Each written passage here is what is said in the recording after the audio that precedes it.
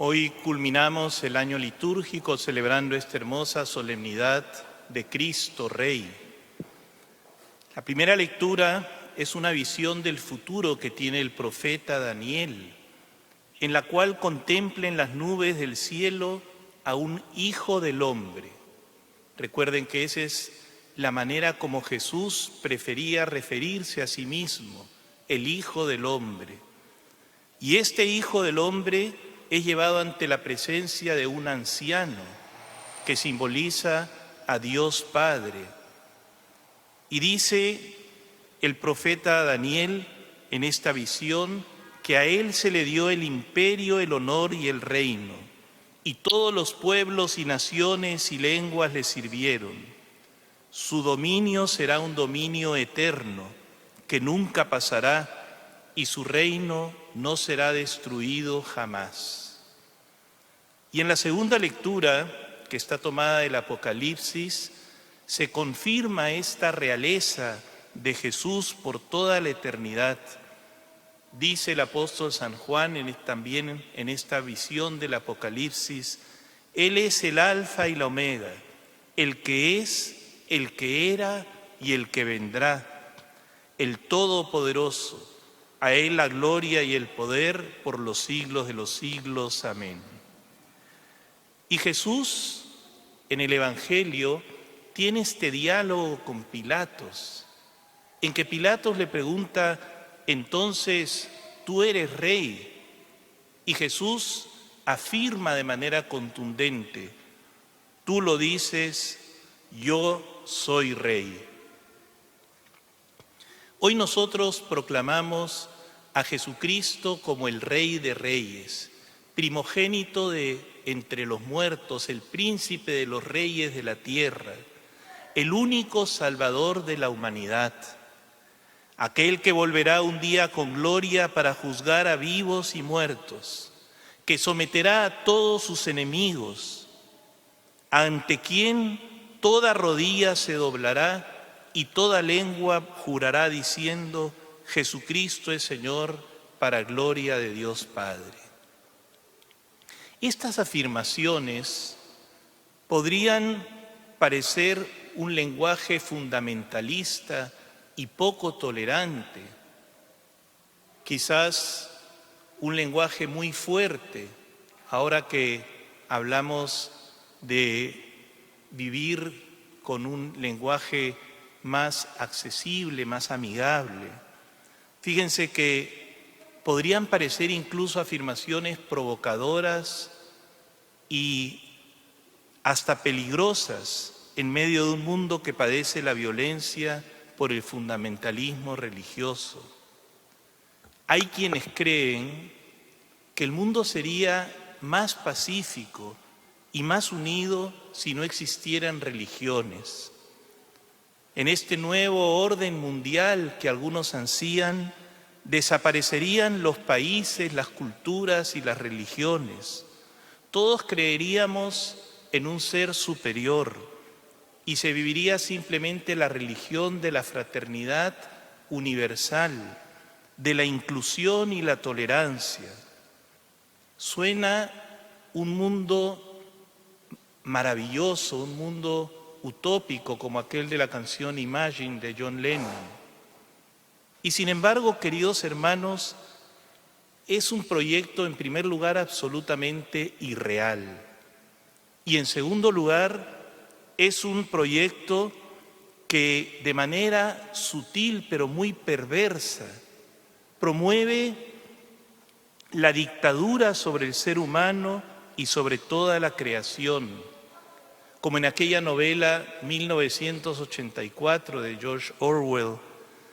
Todos estaríamos controlados a través de la tecnología por este gran hermano, que ya no sería simplemente un gobierno, que quizás sería las multinacionales o los organismos mundiales, multilaterales, promoviendo una ideología y cuya estrategia fundamental además consiste en destruir a la familia. La religión cristiana ciertamente no es una religión que promueve el odio, sino el amor, el perdón y la reconciliación. El reino de Cristo es el reino del bien que vence sobre el mal, es el reino de las bienaventuranzas. Pero también, y esto es muy importante y lo vamos a rezar en el prefacio, es el reino de la verdad, el reino de la justicia, el reino de la vida. En ningún momento se dice que es el reino de la fraternidad universal o el reino de la tolerancia. Jesús le dice a Pilatos en este diálogo: mi reino no es de este mundo, yo para esto he nacido y para esto he venido al mundo, para dar testimonio de la verdad, y todo el que es de la verdad escucha mi voz.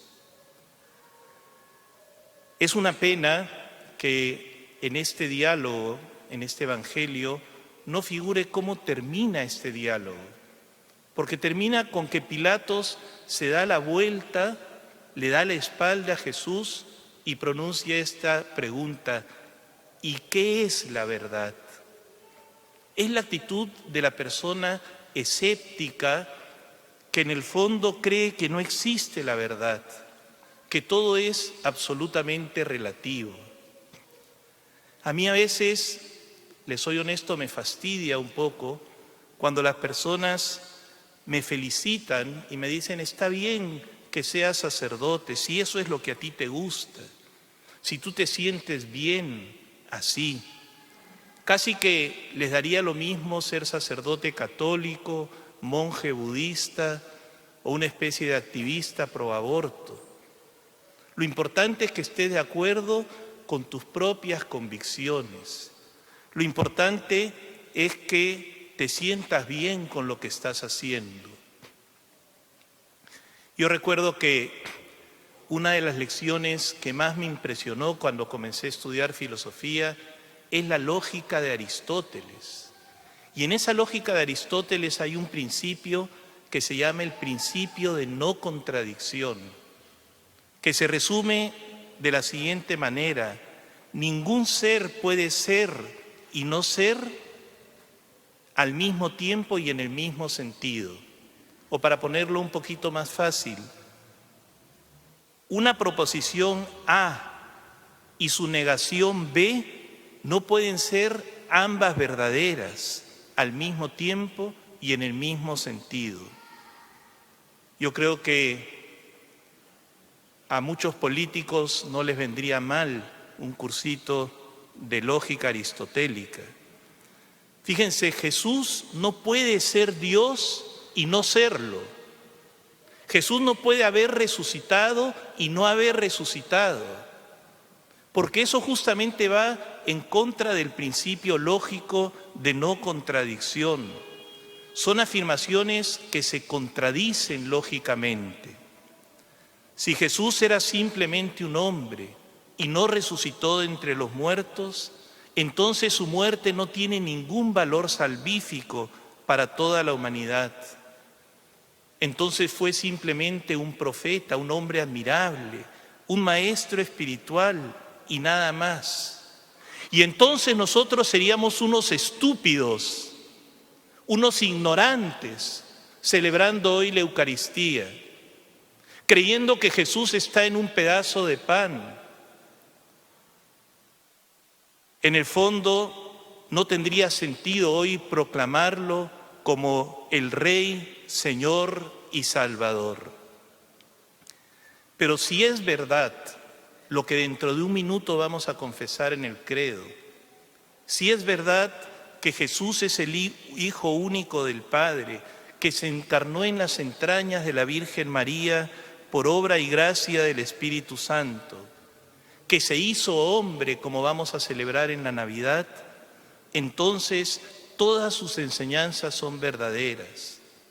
Y entonces tenemos que tomarnos en serio la fe y el Evangelio. No podemos arrancarle las páginas incómodas ni hacernos un cristianismo a mi medida. Yo creo en Jesús, pero no creo en la Iglesia. Yo creo en la en el bautismo, pero no creo en el matrimonio. O creemos o no creemos. Tenemos que ser coherentes.